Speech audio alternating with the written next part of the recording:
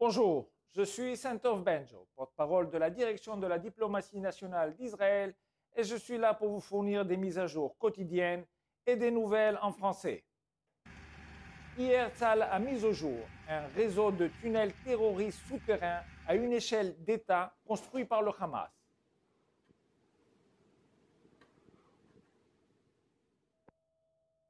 Les tunnels suffisamment larges pour permettre le transport de gros véhicules a été construit le long de la frontière israélienne près du point de passage d'Erez et était manifestement destiné à une infiltration offensive en Israël.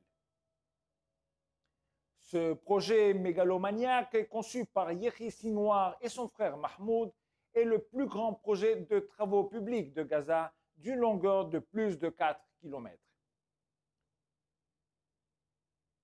Une partie de l'argent provenait du fonds iranien de la révolution islamique.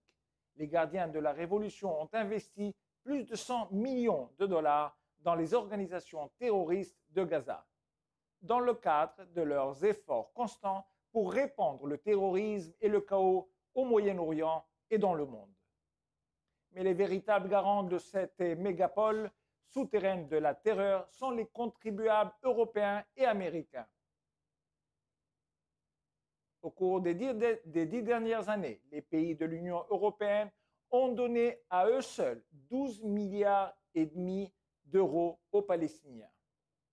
One of the parts of our resolution was stressing the importance of continuing humanitarian and development needs in the occupied Palestinian territories.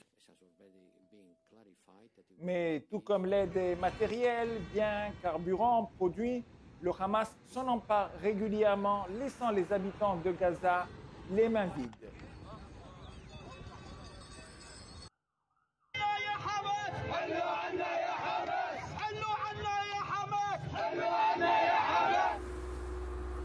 Ainsi que le flot d'aide financière internationale qui a été détourné pour financer les aspirations terroristes grandioses du Hamas. L'aide qui n'est pas directement volée est lourdement taxée par le gouvernement du Hamas à vide d'argent. Comme le révèle ce reportage de la télévision turque, le Hamas a récemment augmenté de 600% les taxes sur les marchandises entrant à Gaza. Tout, du jean au papier toilette, tout est taxé de manière exorbitante pour financer le groupe terroriste. Gaza est souvent présenté comme l'endroit le plus pauvre et le plus dense de la planète, ce qui n'est pas le cas bien sûr. Il est vrai que les habitants vivent dans une grande pauvreté. Pourtant, les dirigeants du Hamas vivent dans le luxe, profitant de l'abondance d'argent liquide qui traîne chez eux. Ce matin même, les troupes de Tzahal ont découvert une valise remplie de 5 millions de shekels au domicile d'un membre haut placé du Hamas. Mais ce n'est que de la petite monnaie comparée à la haute direction.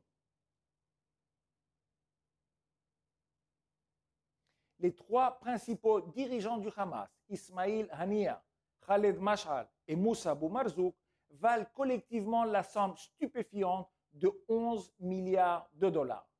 Leur vie luxueuse au Qatar, avec des suites présidentielles et des jets privés, contraste tragiquement avec la vie de leurs compatriotes palestiniens à Gaza. Leurs invocations cyniques en faveur d'une augmentation du financement international sont si transparentes qu'elles sont devenues le sujet d'une parodie télévisée. Dollar bills, my people have no water, wonder how it feels. Dollar bills, they have no gasoline, I just wonder when you will see. On it, as money, my dog needs new Armani. Mais ce n'est pas une plaisanterie. Le contraste entre l'énorme aide annuelle de Gaza et la pauvreté et le désespoir de ses habitants est une vraie tragédie. L'aide de Gaza peut sembler comparable à celle de l'Égypte ou de la Jordanie. Mais si l'on considère le nombre d'habitants, la différence est stupéfiante. Il en va de même pour d'autres pays en conflit, tels que l'Ukraine et la Syrie. La différence per capita est frappante. Depuis sa création, le Hamas tente de s'emparer également de la Judée et de la Samarie. Les caches d'armes et les tunnels récemment découverts à Jenin montrent qu'ils utilisent les mêmes tactiques.